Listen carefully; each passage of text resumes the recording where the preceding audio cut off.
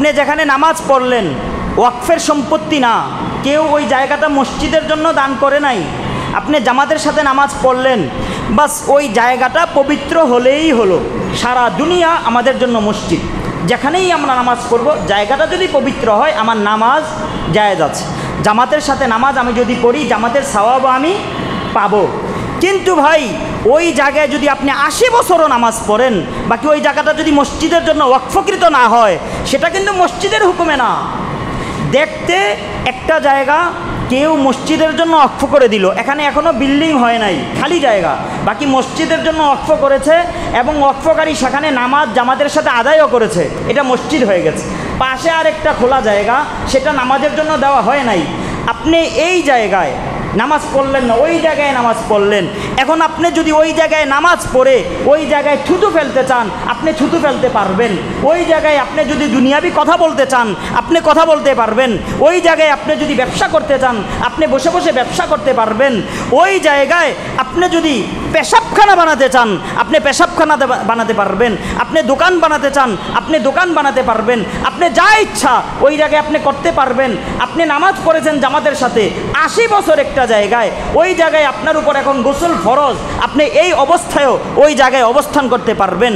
কিন্তু মাত্র যেই জায়গাটা মসজিদের জন্য ওয়াকফ করা হলো, এখনও বিল্ডিং করা হয় নাই, এই জায়গায় আপনি থুতু ফেলতে পারবেন না, আপনি বাম পা দিয়ে প্রবেশ করতে পারবেন না, আপনি এই জায়গার কোনো অবমূল্যায়ন করতে পারবেন না। আপনার গোসল ফরজ, এই অবস্থায় আপনি এই জায়গায় প্রবেশ করতে পারবেন না। আপনি ইতিকাফ যদি এই জায়গায় করেন এখন জায়েজ আছে, যদি ওই জায়গায় করেন তাহলে জায়েজ হবে না। দেখতে এক হলেও ভাই আল্লাহর কাছে এক না, একটা আল্লাহর জন্য ওয়াকফ করা হয়েছে। মালিক যখন তার সম্পত্তি আল্লাহর রাস্তায় ওয়াকফ করে দেয়, সাথে সাথে সেটা আল্লাহর জন্য হয়ে যায়। ওয়াকফ পরিপূর্ণ হওয়ার পর, অর্থাৎ ওয়াকফকৃত জায়গায় একবার যদি জামাতের সাথে নামাজ আদায় হয়ে যায় তাহলে সেটা সাথে সাথে আল্লাহর হয়ে যায়। এখন যিনি ওই জায়গা দান করেছেন ওনারও আর কোনো রকম হস্তক্ষেপ করার ওইখানে অধিকার থাকে না, মালিকানা হস্তক্ষেপ সে করতে পারবে না। একবার জামাতের সাথে নামাজ আদায় হওয়ার পর সে বলবে আমি এই জায়গাটা এখন পরিবর্তন করতে চাই, এই জায়গাটা নিয়ে আমি ওই জায়গাটা মসজিদের জন্য দিতে চাই, আপনার জন্য এখন আর এর সুযোগ নাই। আপনি বলবেন আমি এই জায়গাটা আমি বিক্রি করতে চাই, আপনার জন্য অনুমতি নাই। আপনার অবর্তমানে আপনার সকল সম্পত্তির মিরাস হবে, কিন্তু এই সম্পত্তির কোনো মিরাস আর থাকবে না। এর মালিক কে হয়ে গেছেন? এখন আল্লাহ হয়ে গেছেন। এই মসজিদের একচ্ছত্র ক্ষমতা এখন আল্লাহর। ঈমানদার মসজিদে এসে সারা জাহানের শান্তি অনুভব করে, কিন্তু বেঈমান মুনাফিক যদি কিছু সময়ের জন্য মসজিদে আসে তো দেখা যায় অশান্তি অনুভব করে। এ কারণে বলা হয় আল মুমিনু ফিল মসজিদ কাসামাকি ফিল মা। একজন মুমিন মসজিদে তেমন সুখে থাকে, শান্তি পায়, যেমন নদীর মাছ পানিতে শান্তি পায়। ওয়াল মুনাফিকু ফিল মসজিদ কাত্তাইরি ফিল কফাস।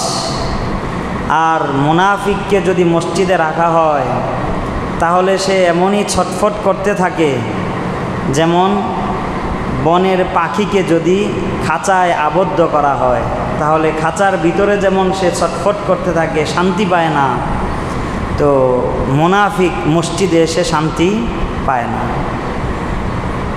তো ভাই যার ঈমান আল্লাহর সাথে যত গভীর এবং যত বেশি, তার সম্পর্ক আল্লাহর ঘরের সাথেও হয় তেমন বেশি। যাদের সম্পর্ক দুনিয়ার সাথে, তো দেখবেন এই মানুষগুলো যদি মসজিদে আসে তো খুব তাড়াতাড়ি মসজিদ থেকে চলে যায়। তাকে দেখে মনে হয় যে কি যেন তার। আবার এই মানুষগুলোই যদি বাজারে থাকে, মার্কেটে থাকে, খেলার মাঠে থাকে, তাহলে দেখা যায় খাবারের জন্য বাসায় আসার সময় পায় না। বাইরে বৃষ্টি হচ্ছে কি না, পিছনে মুসল্লি আছে কি না, এটা দেখার সময় নেই তার। সে কিভাবে মসজিদ থেকে বের হবে? তো এই মানুষগুলো তো দেখতে খুব ব্যস্ত মানুষ, বাকি কি নিয়ে ব্যস্ত? এদের মাঝে এক শ্রেণীকে দেখা যায় মসজিদ থেকে বের হওয়ার পর সত্যিই সে তার দুনিয়া নিয়ে ব্যস্ত হয়ে পড়েছে, ব্যবসার দোকানটা রেখে এসেছে। তো সে মসজিদ থেকে বের হয়ে সাথে সাথে তার দোকান। আবার এর মাঝে এক শ্রেণী যে মসজিদ থেকে বের হয়ে সে অনর্থক কাজে লিপ্ত হয়ে পড়েছে, ওই মোবাইল নিয়ে লিপ্ত হয়ে পড়েছে। ফেসবুক এই পোস্ট একটা দিবে সে, অথবা তার পোস্ট হয়েছে, কমেন্ট লাইক কেমন হলো, এগুলো দেখতে হবে না, অনর্থক লাগবো কাজ। আবার কাউকে দেখবেন যে মসজিদ থেকে বের হলো তো খুব তাড়াহুড়া করে, কিন্তু মসজিদ থেকে বের হওয়ার পর দেখা যায় তার মাঝে কোনো তাড়া নাই, সে চুপচাপ দাঁড়িয়ে আছে গাছের ছায়ায়, অথবা এই চুপচাপ হাঁটছে। কি ভাই, আপনাকে দেখে মনে হলো, এখন তো দেখে মনে হচ্ছে যে আপনার মনটা খুব প্রশান্ত, কিন্তু মসজিদে এই প্রফুল্ল ভাব চেহারা দেখে মনে হচ্ছিল না, খুব বিষণ্ণতার ছাপ। হ্যাঁ ভাই, কেন এগুলো হয়? গোড়া একটা, আল্লাহর সাথে সম্পর্ক থাকা আর না থাকা। কিতাবে পাওয়া যায় এক মজদুর কুলির ঘটনা। আমরা সবাই কথাগুলো শুনতেছি ভাইরা। তো এক কুলি, এক ভদ্রলোক কুলিকে দেখে বলল, ভাই আমার ব্যাগটা আমার বাড়িতে পৌঁছে দিবেন? কুলি বলল, হ্যাঁ আমি তো এর জন্যই আছি, বাকি শর্ত হলো যদি নামাজের সময় হয় তাহলে কিন্তু মসজিদে যাব, আমাকে নামাজের সময় দিতে হবে। ভদ্রলোক বলল, ঠিক আছে। তো পথিমধ্যে নামাজের সময় হলো, কুলি মসজিদে আর ভদ্রলোক তার সামানা পাহারায় বাহিরে দাঁড়িয়ে, একা একা দাঁড়িয়ে আছে। কিছু সময় যাওয়ার পর তো আওয়াজ দিয়ে বলল যে, ভাই দীর্ঘ সময় তো হলো, এখনও আসছেন না কেন আপনি? তো মসজিদ থেকে কুলি কোনো জবাব দেয় না। তারও কিছুক্ষণ পর এখন কিছুটা রাগান্বিত স্বরে ওই ভদ্রলোক কুলিকে সম্বোধন করে বলছে, আরে ভাই, कौन है आपको मस्जिद में रोका दिया? কে আপনাকে মসজিদ থেকে বের হতে দিচ্ছে না? কে সেজন যে আপনাকে মসজিদে আটকে রেখেছে? এখনও আসছেন না কেন? তো রাগান্বিত স্বরে বলল। এখন কুলি জবাবে বলে, जनाब, जिन्होंने आपको बाहर से अंदर में नहीं आने दिया वो मुझको अंदर से बाहर नहीं जाने देता। भाई, যেই মালিক আপনাকে তার ঘরে আসার অনুমতি দিচ্ছেন না, সেই মালিকই আমি অধমকে তার ঘর থেকে ছাড়ছেন না। আল্লাহু আকবার। যে মালিক আপনাকে তার ঘরে আসার অনুমতি দিচ্ছেন না, সেই মালিক আমি অধমকে তার আপন ঘর থেকে ছাড়ছেন না। হ্যাঁ ভাই, এই বাড়ি যদি আমার বাড়ি হয়, ওই দোকান যদি আমার দোকান হয়, ওই সম্পত্তি যদি আমার সম্পত্তি হয়, তাহলে মসজিদও তো কারো না কারো ঘর। আমার ঘরে যদি অনুমতি ছাড়া কেউ প্রবেশ করুক, আমি এতে রাজি না থাকি, তাহলে আল্লাহর ঘরে আল্লাহর অনুমতি ছাড়া কেউ কি প্রবেশ করতে পারবে? আল্লাহ এতে রাজি থাকবেন না ভাই। উপরওয়ালা থেকে যদি মঞ্জুর হয়, তাহলে সেই শুধু উপরওয়ালার ঘরে আসার অনুমতি পায়।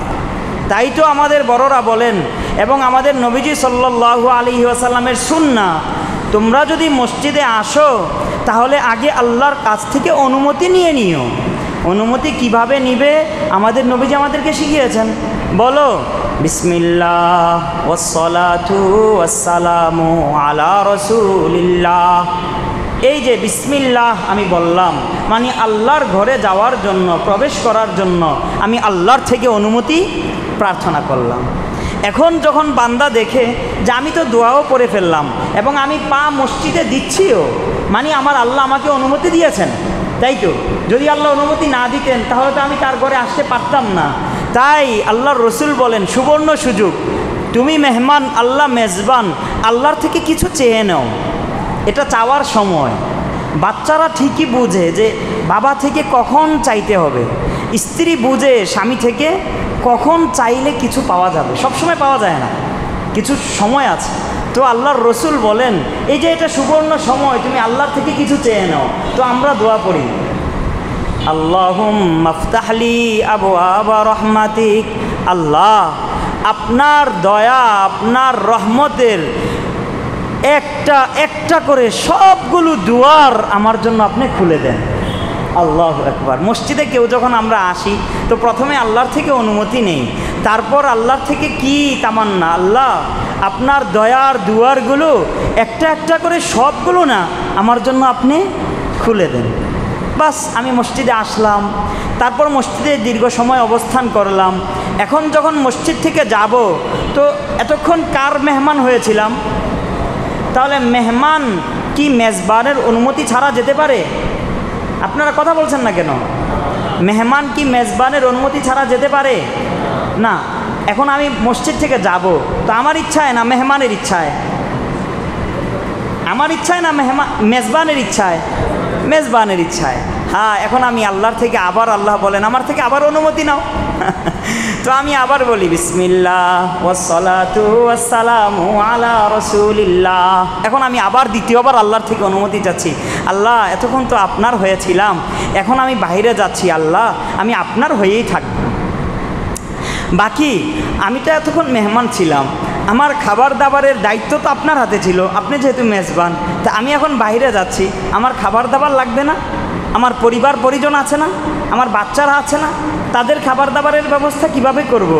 তো আমাদের নবীজি বলেন, তো যাওয়ার সময় তুমি ঘরে থেকেই, তুমি ঘরে আল্লাহর ঘরে থাকা অবস্থায় তুমি আবার আল্লাহর কাছে দোয়া করে নাও, এটাও তোমার সুবর্ণ সুযোগ। এখন আল্লাহর থেকে চেয়ে নাও, কি চাবো? তো নবীজি শিখান, আল্লাহুম্মা ইন্নী আসআলুকা মিন ফাদলিক, আল্লাহ আপনার রিজিক থেকে কিছু রিজিক আল্লাহ আমার জন্য আপনি বরাদ্দ করেন। আল্লাহ আপনার রিজিক থেকে না কিছু রিজিক আল্লাহ আপনি আমাকেও দিয়েন। কত দারুণ! এই দোয়া কি মসজিদ থেকে বের হয়ে পড়তে হয় না মসজিদের থেকেই পড়তে হয়? মসজিদে থেকেই পড়তে হয়।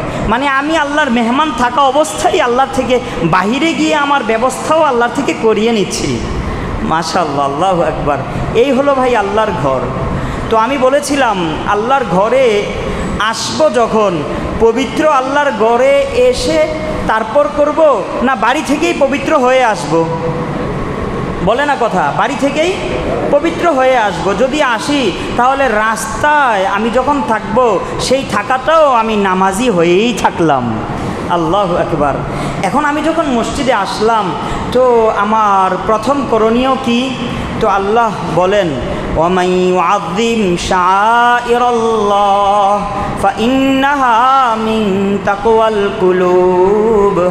আল্লাহ পাকের দেওয়া এই শিআরগুলো, এই নিদর্শনগুলোকে যে সম্মান করে তার অন্তরে অবশ্যই আমি আল্লাহর ভয় আছে, তাকওয়া আছে, সে মুত্তাকি বান্দা।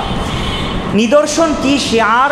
শিআর হলো ইমতিয়াজি শান, অর্থাৎ আমরা বলি না যে লোগো, যে এই ইউনিফর্ম, এই প্রতিষ্ঠানের লোগো কি, অর্থাৎ এই জিনিসটা দেখলেই বোঝা যায় যে এই স্টুডেন্ট এই প্রতিষ্ঠানের, এই টিচার ওই প্রতিষ্ঠানের। তো ইসলাম ধর্মের কিছু লোগো আছে, এগুলোকে শিআর বলা হয়। অনেক লোগো আছে, অনেক শিআর আছে। এর মাঝে বড় বড় শিআর হলো 4টি: কোরআন, কাবা, বাইতুল্লাহ, নবী মুহাম্মদ সাল্লাল্লাহু আলাইহি ওয়াসাল্লাম সহ সকল নবী এবং নামাজ। এই 4টা হলো ইসলামের বড় বড় শিআর। আপনি যদি কাবার চত্বরে কাউকে দেখেন, কি আপনার সন্দেহ হবে সে কি ইহুদি না নাসারা? এমন সন্দেহ হবে না, বিনা দ্বিধায় বলে ফেলবেন সে মুসলমান। হ্যাঁ, কারণ কাবা হলো মুসলমানদের এমন প্রতীক, কাবা দেখলেই বোঝা যায় কাবার গোলাম অবশ্যই মুসলমান। এমনভাবে আপনি যদি কাউকে দেখেন কোরআন খুলে পড়ছে, কি আপনি তাকে বলবেন সে মনে হয় হিন্দু? কোরআন এটা মুসলমানদের শিআর। ঠিক যদি দেখেন নবীজিকে নবীজি বলে মানে, কোনো ধর্মেই, সব ধর্মেই নবী আছে। ইহুদিরা নবী মুসাকে মানে, নাসারারা নবী ঈসাকে মানে, কিন্তু তারা নবীকে যে অর্থে মানা দরকার সে অর্থে মানে না। নবীজিকে মানতে হবে দুইটা অর্থে, আশহাদু আন্না মুহাম্মাদান আবদুহু ওয়া রাসূলুহু। এক নাম্বার, সকল নবী আল্লাহ পাকের বান্দা। নাম্বার দুই, সকল নবী আল্লাহ পাকের রসুল। এই দুই মানা যে মানবে সে প্রকৃত অর্থে নবীজিকে নবী বলে মানল। যারা নবীজিকে এই অর্থে মানে না, তারা কেউ বলে ঈসা রূহুল্লাহ, আল্লাহ মানে। আবার আমাদের দারুল উলুম দেওবন্দের সদরুল মুদাররিসিন ছিলেন সাঈদ আহমদ পালনপুরি রহমতুল্লাহ আলাইহি, উনি বলেন, আমি ইহুদিদের এই ব্রিটেনে ইহুদিদের এক গির্জায় গিয়েছি, আমাকে নেওয়া হলো। তো আমি তারাও নামাজ পড়ে, তাদের এক ইমামকে জিজ্ঞাসা করলাম, আপনাদের নবী মূসার ব্যাপারে আপনাদের আকীদা কি? তো উনি আমাকে শোনালেন, কানা মুআল্লিমান, তিনি একজন শিক্ষক ছিলেন। তো দেখেন, ইহুদিদের নবীর উপর বিশ্বাস হলো, তাদের নবীরা তাদের শিক্ষক। আমরা বলি না না, নবীজি আল্লাহ পাকের বান্দা, নবীজি আল্লাহ পাক প্রদত্ত রসুল। তো নবী হলেন, যারা নবীজিকে নবীর অর্থে মানে তারা অবশ্যই মুসলমান। এটা একটা শিয়ার ইসলামের। এমনভাবে ইসলামের একটা শিয়ার হলো নামাজ। আপনি যদি কোনো পার্লামেন্টে দেখেন, কোনো গার্মেন্টসে দেখেন, চৌরাস্তার মোড়ে দেখেন, আপনি টার্মিনাল গিয়ে দেখেন যে কি একটা মানুষ মুসল্লা বিছিয়ে নামাজ পড়ছে পশ্চিম দিকে ফিরে, কি আপনার সন্দেহ থাকবে সে মুসলমান কি না? নামাজ হলো ইসলামের শিয়ার। তো আল্লাহ পাক বলেন, এই ইসলামের শিয়ারকে যারা সম্মান দেয় তারাই হলো মুত্তাকি। আল্লাহু আকবার। এখন নামাজের সম্মান কিভাবে দিব? যে নামাজে যখন দাঁড়িয়েছি তো আগে চুলকানি ছিল না, এখন চুলকানি শুরু করলাম, এটা নামাজের সম্মান দেওয়া হলো? নামাজের আগে কোনো কাশি ছিল না, এখন নামাজে দাঁড়িয়ে কাশি শুরু করলাম, এটা নামাজের সম্মান না ভাই। নামাজে দাঁড়ালাম তো আমার চারপাশ থেকে আমার নিজেকে গুটিয়ে আনতে হবে, হাতটাকে আমার শরীর থেকেও যেন আমি হুঁশ হারা হয়ে গেছি। এখন আমার সামনে একমাত্র আমার নামাজ, আমার সামনে একমাত্র আমার আল্লাহ। কান্নাকা তারাহু ফাইন লাম তাকুন তারাহু ফাইন্নাহু ইয়ারাক। আমি আল্লাহকে দেখছি অথবা আল্লাহ আমাকে দেখছেন, এই অনুভূতিই শুধু আমার থাকবে। এই খুশুর সাথে যে নামাজ পড়বে সে নামাজের সম্মান করলো। ঠিক এমনভাবে মসজিদ হলো শিয়ার। মসজিদ এসে মসজিদের সম্মান রক্ষা করা। মসজিদের সম্মান কিভাবে? তো নবীজি শিখিয়েছেন আমাদেরকে যেভাবে। আমি যখন মসজিদে আসব, সর্বপ্রথম নবীজি বলেন, ইদা দাখালা আহাদুকুম আল মসজিদা ফালইয়ারকা রাকাতাইন ক্বাবলা আইয়াজলিসা। কেউ তোমরা যখন মসজিদে আসো, মাকরু সময় যদি না থাকে তাহলে আগে মসজিদে এসে 2 রাকাত নামাজ পড়ো। এটাকে তাহিয়াতুল মসজিদ বলা হয়। যে সময় তুমি আসো না কেন, বাস আগে আল্লাহকে সেজদা দাও, কারণ মসজিদ নামই হলো সেজদার। তুমি সেজদা দিচ্ছ না, আসছো কেন মসজিদে? তো 2 রাকাত নামাজ আগে পড়ে নাও, যদি মাকরু সময় না হয়, তারপর বাকি কাজ। এটা আমাদের প্রথম কাজ। আচ্ছা, এখন নামাজ পড়লাম, আমি বলেছিলাম মসজিদে অবস্থান করার জন্য, গত জুমা থেকে আলোচনা চলমান ছিল যে মসজিদে কিছুক্ষণ, এটা আমার অবশ্যই সবচেয়ে দামি এবং পুণ্যবান ক্ষণ আমার সময়। তো আমি মসজিদে সময় দিচ্ছি। অনেকে তো বাধ্য হয়েও দেয়। কিভাবে দেয়? বাইরে বৃষ্টি হচ্ছে, নামাজ শেষে এখন মসজিদ থেকে বের হতে পারছে না, এখন সে মসজিদে বসে আছে। এখন মসজিদে বসে থেকে কি করে? বাস গুল হয়ে তো আলোচনা শুরু করে দেয়। তাও আবার আলোচনা করতেছে কোথায়? জোরে জোরে। নাউজুবিল্লাহি মিন যালিক। আল্লাহর নবীজি নিষেধ করেছেন, ইয়াকুম ওয়া হাইশাতিল আসওয়াক। আরে তোমরা মসজিদকে বাজার বানায়ও না। মসজিদে উঁচু আওয়াজে কথা বলা হারাম, কবিরা গুনাহ। এখন আপনি যদি গালগালাজ করেন, আগেও কবিরা গুনাহ, এখনও কবিরা গুনাহ। আপনি যদি কোনো অনর্থক, আপনি রাজনীতির আলাপ করতেছেন, আপনি ব্যবসা বাণিজ্যের আলাপ করতেছেন, জোরে জোরে আলাপ করতেছেন, কবিরা গুনাহ হবে। ইয়াকুম ওয়া হাইশাতিল আসওয়াক, অন্যদের কষ্ট হচ্ছে। ভাই আমরা যারা, এটা তো কিছু মানুষ করে, জুমার সময় দেখা যায়, বৃষ্টি আসলে দেখা যায় মসজিদের পিছনে গুলগুল হয়ে বসে বসে এক একজন আলাপ চালিতায় মগ্ন হয়ে গেছে। আমরা এগুলো করব না ইনশাল্লাহ, রাজি আছি তো? বাকি আমরা যারা দিনদার নিজেদেরকে মনে করি, মুসল্লি মনে করি, আমাদেরও ভুল হয়। আমরা জোরে জোরে কথা না বললেও মসজিদের ভিতরে এসে আমরা মসজিদের ভিতরে নামাজ, কোরআন তিলাওয়াত, আল্লাহর জিকির, বয়ান, তালিম, তাফসির এগুলো ছাড়া, দ্বীনি কথা ছাড়া কোনো কথা বলা জায়েজ নাই। নবীজি বলেছেন, ইয়াতি আলান নাসি জামানুন ইয়াকুনু হাদিথুহুম ফি মাসাজিদিহিম ফি আমরি দুনিয়াহুম ফালা তুজালিসুহুম ফালাইসা লিল্লাহি ফীহিম হাজা।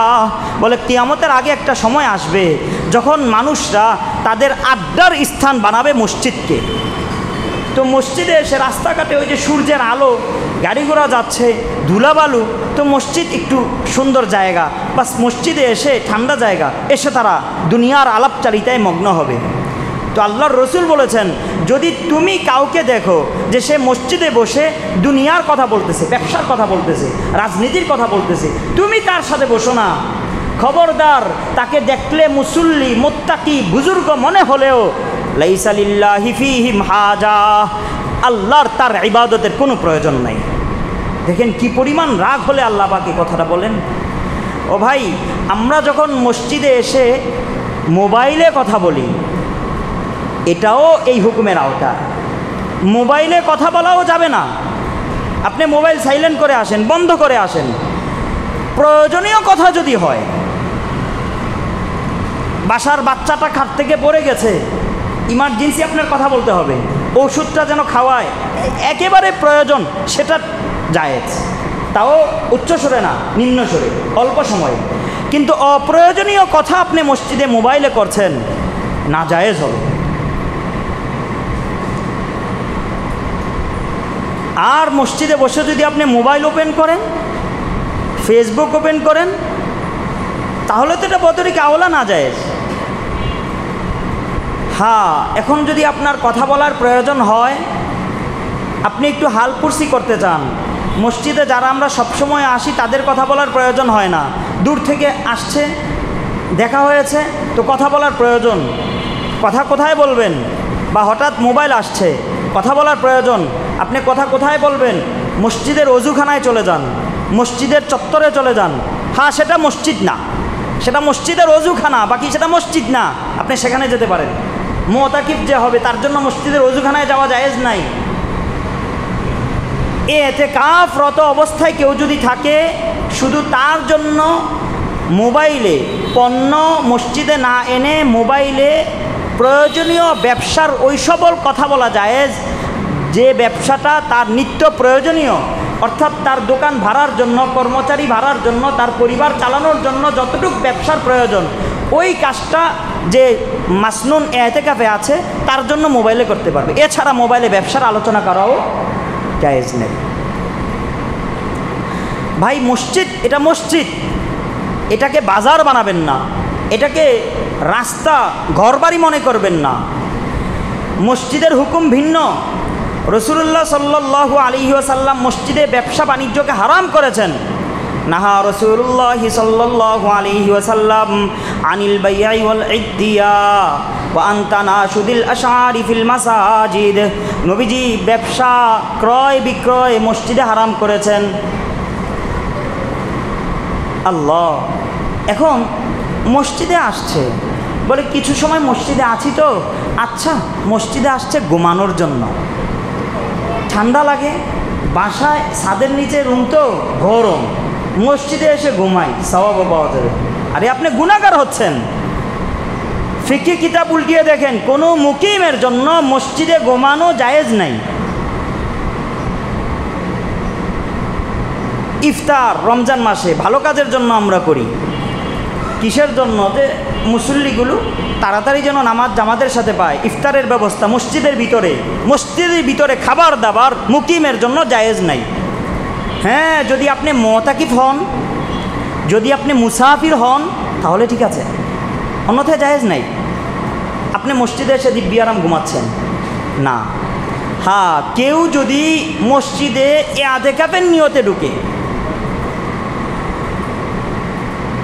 ফাইদা দাখলাল মসজিদ লিহাদা, মানে আসলে তার ঘুমের প্রয়োজন অথবা খাবারের প্রয়োজন, যেমন ইফতার খাওয়াবেন আপনি, তাহলে তার জন্য হুকুম ফাইদা আরাদাল মসজিদ ইয়ামবাগি লাহু আইয়ানউইয়াল ইতিকাফ ফায়াদখুলা ফীহি ফায়াযকুরা ইসমাল্লাহ আলা মা নাওয়া।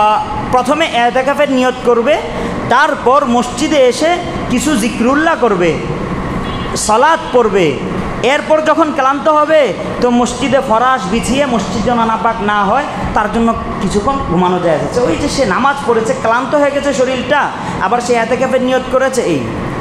কিন্তু মসজিদকে ঘুমানোর স্থান, আপনার নিয়ত কিন্তু আল্লাহ জানেন, ঘুমানোর স্থান বানানো যাবে না। ঠিক মসজিদে খাবার দাবার জায়েজ নাই যদি ইতিকাফের নিয়ত করেন কেবলমাত্র তার জন্য।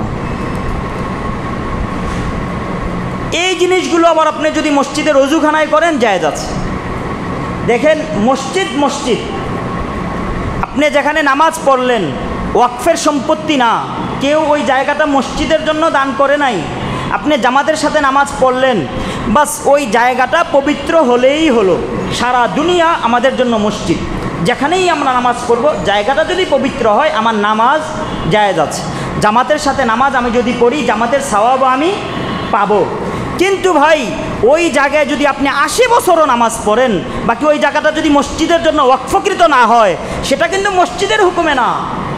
দেখতে একটা জায়গা কেউ মসজিদের জন্য ওয়াকফ করে দিল, এখানে এখনও বিল্ডিং হয় নাই, খালি জায়গা, বাকি মসজিদের জন্য ওয়াকফ করেছে এবং ওয়াকফকারী সেখানে নামাজ জামাতের সাথে আদায়ও করেছে, এটা মসজিদ হয়ে গেছে। পাশে আর একটা খোলা জায়গা, সেটা নামাজের জন্য দেওয়া হয় নাই। আপনি এই জায়গায় নামাজ পড়লেন না, ওই জায়গায় নামাজ পড়লেন। এখন আপনি যদি ওই জায়গায় নামাজ পড়ে ওই জায়গায় থুতু ফেলতে চান, আপনি থুতু ফেলতে পারবেন। ওই জায়গায় আপনি যদি দুনিয়াবি কথা বলতে চান, আপনি কথা বলতে পারবেন। ওই জায়গায় আপনি যদি ব্যবসা করতে চান, আপনি বসে বসে ব্যবসা করতে পারবেন। ওই জায়গায় আপনি যদি পেশাবখানা বানাতে চান, আপনি পেশাবখানা বানাতে পারবেন। আপনি দোকান বানাতে চান, আপনি দোকান বানাতে পারবেন। আপনি যা ইচ্ছা ওই জায়গায় আপনি করতে পারবেন। আপনি নামাজ পড়েছেন জামাতের সাথে 80 বছর একটা জায়গায়, ওই জায়গায় আপনার উপর এখন গোসল ফরজ, আপনি এই অবস্থায়ও ওই জায়গায় অবস্থান করতে পারবেন। কিন্তু মাত্র যেই জায়গাটা মসজিদের জন্য ওয়াকফ করা হলো, এখনও বিল্ডিং করা হয় নাই, এই জায়গায় আপনি থুতু ফেলতে পারবেন না, আপনি বাম পা দিয়ে প্রবেশ করতে পারবেন না, আপনি এই জায়গার কোনো অবমূল্যায়ন করতে পারবেন না। আপনার গোসল ফরজ, এই অবস্থায় আপনি এই জায়গায় প্রবেশ করতে পারবেন না। আপনি ইতিকাফ যদি এই জায়গায় করেন এখন জায়েজ আছে, যদি ওই জায়গায় করেন তাহলে জায়েজ হবে না। দেখতে এক হলেও ভাই আল্লাহর কাছে এক না, একটা আল্লাহর জন্য ওয়াকফ করা হয়েছে। মালিক যখন তার সম্পত্তি আল্লাহর রাস্তায় ওয়াকফ করে দেয়, সাথে সাথে সেটা আল্লাহর জন্য হয়ে যায়। ওয়াকফ পরিপূর্ণ হওয়ার পর, অর্থাৎ ওয়াকফকৃত জায়গায় একবার যদি জামাতের সাথে নামাজ আদায় হয়ে যায় তাহলে সেটা সাথে সাথে আল্লাহর হয়ে যায়। এখন যিনি ওই জায়গা দান করেছেন ওনারও আর কোনো রকম হস্তক্ষেপ করার ওইখানে অধিকার থাকে না, মালিকানা হস্তক্ষেপ সে করতে পারবে না। একবার জামাতের সাথে নামাজ আদায় হওয়ার পর সে বলবে আমি এই জায়গাটা এখন পরিবর্তন করতে চাই, এই জায়গাটা নিয়ে আমি ওই জায়গাটা মসজিদের জন্য দিতে চাই, আপনার জন্য এখন আর এর সুযোগ নাই। আপনি বলবেন আমি এই জায়গাটা আমি বিক্রি করতে চাই, আপনার জন্য অনুমতি নাই। আপনার অবর্তমানে আপনার সকল সম্পত্তির মিরাস হবে, কিন্তু এই সম্পত্তির কোনো মিরাস আর থাকবে না। এর মালিক কে হয়ে গেছেন? এখন আল্লাহ হয়ে গেছেন। এই মসজিদের একচ্ছত্র ক্ষমতা এখন আল্লাহর। এই মসজিদ কিয়ামত পর্যন্ত যদি এখানে মুসলমানদের আসার মতো কোনো সুযোগ না থাকে, তবুও এই জায়গাটা বাউন্ডারি করে রাখতে হবে। এটা মসজিদের সম্মান দিতে হবে, পবিত্র রাখতে হবে, অপবিত্র রাখার কোনো সুযোগ নাই। এই জায়গায় যেখানে নামাজ কায়েম হয়ে গেছে, এই জায়গায় ভবিষ্যতে আপনি কোনো স্ট্যান্ডখানা বানাতে পারবেন না, দোকান বানাতে পারবেন না। মসজিদের জায়গায় আপনি মাদ্রাসাও দিতে পারবেন না। খবরদার, মসজিদ এটা মসজিদ, ওয়াকফ এটা যার জন্য করা হয় শুধু তার জন্যই।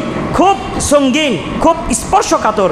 ভাই, আল্লাহর জন্য যে মসজিদ হয় সেই মসজিদ পবিত্র করা, সেই মসজিদকে পরিচ্ছন্ন রাখা, এটা ঈমানের দাবি।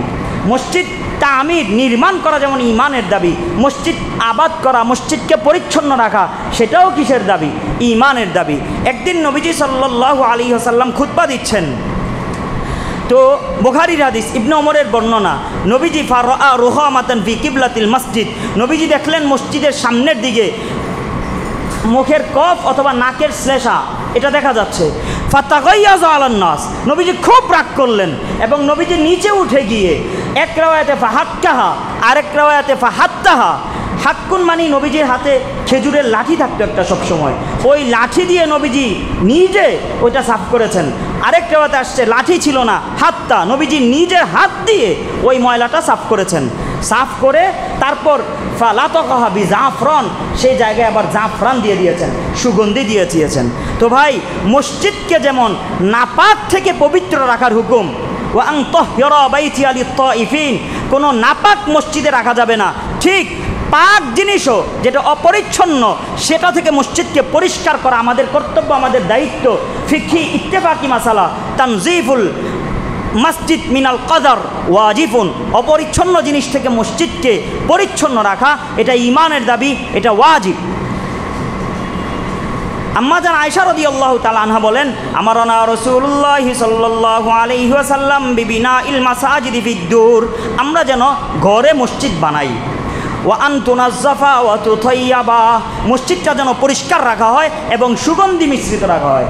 ঘরের মহিলারা, আপনাদের জন্য আবশ্যক ঘরের একটা স্থান রাখা, সেটা মসজিদের। শরঈ মসজিদ সেখানে যদিও হবে না, কিন্তু আপনাদের জন্য সেটাই মসজিদ। এই যে নবীজি এখানে বলছেন আমারনা বিবিনাইল মাসাজিদ ফিদ-দুর, ঘরে যেন আমরা মসজিদ বানাই, ওই মসজিদটাও অন্যান্য স্থান থেকে সবচেয়ে পরিচ্ছন্ন থাকবে এবং সবচেয়ে পবিত্র থাকবে।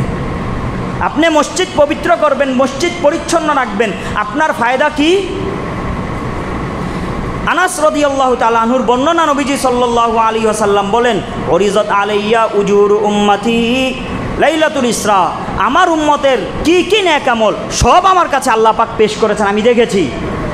হাত্তাল কদাতু ইউখরিজুহার রাজুলু মিনাল মসজিদ, এই নেক বড় আমল তো আমি দেখেছি যে একটা লোক মসজিদে আসছে তো দেখে কি মসজিদে নাপাকি না, নাপাকি তো দূর করতেই হবে, মসজিদে ময়লা পড়ে আছে, দাড়ি পড়ে আছে, আবর্জনা পড়ে আছে, সে এটা মসজিদ থেকে ফালালো, আমি তার এই নেক আমলটা আল্লাহ পাক আমাকে দেখিয়েছে।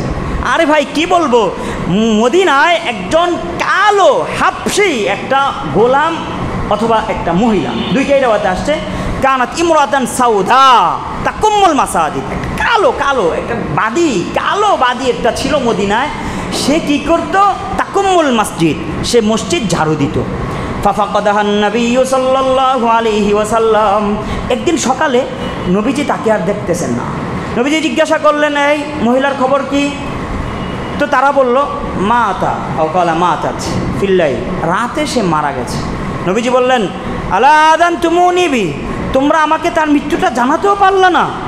তো এক রাওয়াতে আসছে, মা আতা ফিল্লাইল ফাকারিহনা আন্নুকে জাগা, লোকটা রাতে মারা গেছে, তো গভীর রাতে, এত রাতে আপনাকে জাগাবো আমরা এটা পছন্দ করিনি। আরেক রাওয়াতে, মুসলিমের রাওয়াতে আসছে, ফাকান্নাহুম সাগরু আমরাহা, কেমন যেন তারা মহিলার এই যে মানে সে কালো ছিল, বাদী ছিল, তো সে মারা গেছে এই বিষয়টা তারা পাত্তা দিল না আর কি, এটা একটা দুর্বল এবং ছোট মনে করেছে।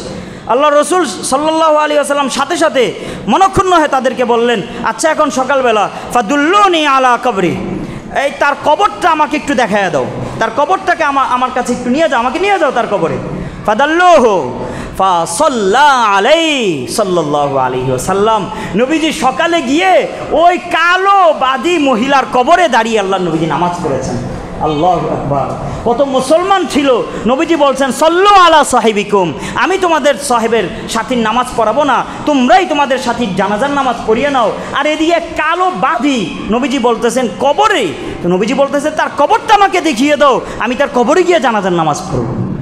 মহিলার কত বড় বৈশিষ্ট্য দেখেছেন ভাই, মসজিদ পরিচ্ছন্ন করা, মসজিদ পরিষ্কার করা। আল্লাহু আকবার, আল্লাহ আমাদেরকে তৌফিক দান করেন। তো মসজিদ পরিষ্কার নাপাকি থেকেও করতে হবে, মসজিদ পরিষ্কার অপরিচ্ছন্ন জিনিস থেকেও করতে হবে, পাশাপাশি মসজিদকে সুগন্ধময় করে রাখতে হবে। খবরদার, মসজিদ দুর্গন্ধময় হয় এমন কোনো জিনিস যেন আমার থেকে প্রকাশ না পায়। এ কারণেই তো জুমার দিন আসার সময় নবীজি গোসলকে সুন্নাহ করেছেন। এ কারণেই তো মসজিদে কেউ যদি পেঁয়াজ রসুন খেয়ে আসে তো নাজায়েজ বলেছেন, মাকরুহ হবে। নবীজি বলেছেন মান আকালাফি মিনহা তাইনি শাজারাতাইনিল খবিথাতাইন, যে নাকি এই পেঁয়াজ রসুন জাতীয় দুর্গন্ধময় কাঁচা পেঁয়াজ খায়, ফালা ইয়াকরাবান্না মসজিদানা, আমাদের মসজিদে সে যেন না আসে। ফাইন্নাল মালাইকাতা তাতাআদ্দা মিম্মা ইয়াতাআদ্দা মিনহুল ইনস, মানুষ যার কারণে কষ্ট পায় দুর্গন্ধ, আল্লাহ পাকের পবিত্র ফেরেশতারাও তার মাধ্যমে কষ্ট পায়, সেজন্য না আস। নবীজি বলেছেন কাঁচা পেঁয়াজ যদি তোমাদের খেতেই হয়, ফাইন কুনতুম লা বুদ্দা আকিলিহা ফাআমিতুহুমা তবখন, তাহলে এগুলো পাকিয়ে দুর্গন্ধ শেষ করে তারপরে এগুলো খাও, তারপর মসজিদে এসো। আচ্ছা, মসজিদে কেন পেঁয়াজ খেয়ে আসা যাবে না? মসজিদকে দুর্গন্ধময় করা যাবে না। আরে ভাই, মসজিদকে তো দুর্গন্ধ করা যাবেই না। আম্মা জান আয়েশার হাদিস একটু আগে বললাম, নবীজি কি বলেছেন? ওয়া আন তুতাইয়াবা, মসজিদকে সুগন্ধময় করা, মাঝে মাঝে পারলে মসজিদে আতর ব্যবহার করা, মসজিদে আতর দেওয়া, নিজেরাও আতর ব্যবহার করে মসজিদে আসা, এবং এটা সুন্নাও। এই কথা থেকে আমি একটা কথা, দীর্ঘ কথা ইনশাল্লাহ চলমান থাকবে, একটা কথা শুনেন। মসজিদ যেই জায়গাটা, ভালো করে সবাই মনোযোগ দিয়েছেন তো? কথা বলেন না, মনোযোগ আছে সবার? যতটুক জায়গা যিনি মসজিদের জন্য দান করেন তাকে আরবিতে ওয়াকিফ বলা হয়। তিনি যতটুকু জায়গা মসজিদের জন্য দিয়েছেন সেটা মসজিদের জন্যই, বাকি পুরাটা মসজিদ না। যতটুকু জায়গা, যেমন উনি মসজিদের জন্য দিলেন 10 কাঠা জায়গা, 10 কাঠা জায়গা মসজিদের জন্যই, বাকি 10 কাঠা কিন্তু মসজিদ হয়ে যায়নি। এই 10 কাঠা জায়গার যতটুকু স্থানে জামাতের সাথে নামাজ আদায় করা হবে ততটুকু হলো মসজিদ, বাকিটা মসজিদের জন্য। এখন যতটুকু জায়গা জামাতের সাথে নামাজ পড়া হয়েছে, এই জায়গায় ইমাম সাহেবের কামরা করাও জায়েজ নাই, মুয়াজ্জিনের ঘর করাও জায়েজ নাই, কোনো দোকান দেওয়াও, মসজিদের কল্যাণে কোনো দোকান দেওয়াও জায়েজ নাই, অজুখানা করাও জায়েজ নাই। হ্যাঁ, এখন মসজিদের জন্য আপনি 2 কাঠা জায়গায় নামাজ পড়েছেন, আরও 8 কাঠা জায়গা বাকি আছে এখনও। ওই জায়গায় মসজিদের কল্যাণে আপনি যে কোনো কাজ করতে পারবেন। মসজিদের কল্যাণে দোকান দিয়ে, দোকান ভাড়া দিয়ে মসজিদ চলে, জায়েজ আছে। মসজিদের কল্যাণে অজুখানা দিলেন, জায়েজ আছে। মসজিদের জন্য আপনি ইস্তেঞ্জা, পেশাবখানা করলেন, জায়েজ আছে। বিষয়টা বুঝাতে পারলাম? বাকি যদি মসজিদের জন্য একবার জামাতের সাথে নামাজ আদায় হয়ে যায়, পরে সেটাকে ভেঙ্গে আবার ওইখানে অজুখানা করতে চান, জায়েজ হবে না। 2 নম্বর কথা, এখন এটা নির্ধারণ কে করবে মসজিদের জন্য কতটুকু জায়গা?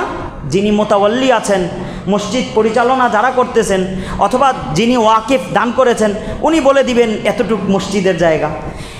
এই জায়গায় যারা নামাজ পড়বে তারা মসজিদের সওয়াব পাবে।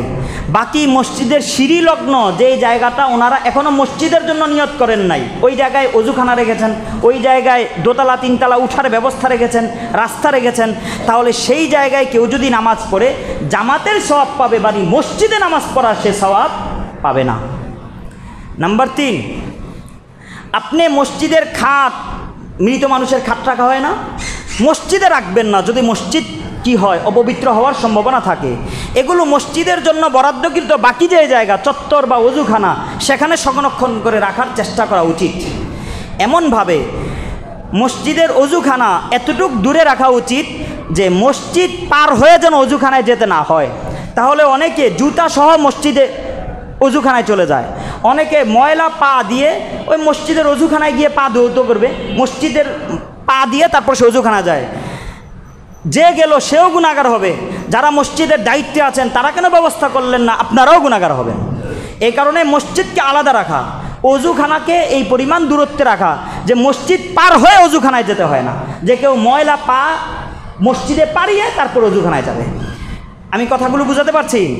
সর্বশেষ কথা, সময় শেষ যেহেতু, মসজিদের ইস্তেঞ্জা সেটা মসজিদ থেকে এতটুক দূরত্বে রাখা আবশ্যক যে মসজিদের ইস্তেঞ্জা থেকে দুর্গন্ধ যেন মসজিদে না আসে।